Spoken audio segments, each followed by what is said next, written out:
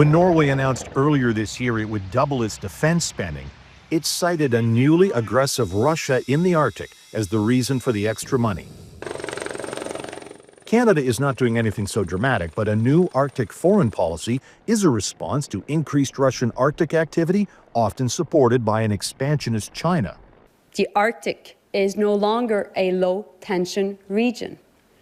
We live in a tough world, and we need to be tougher. Canada's Arctic foreign policy complements an updated defense policy that will put more military and diplomatic assets north of 60.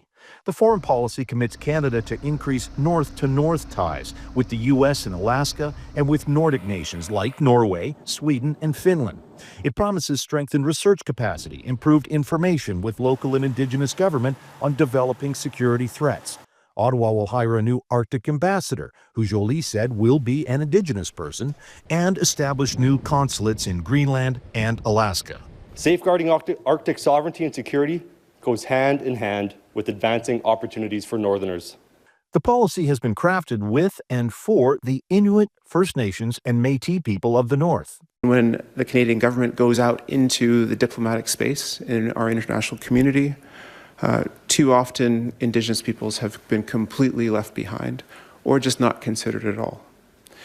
This Arctic foreign policy helps change that. It's a sea change. This policy, as was acknowledged, can and must include the rights holders.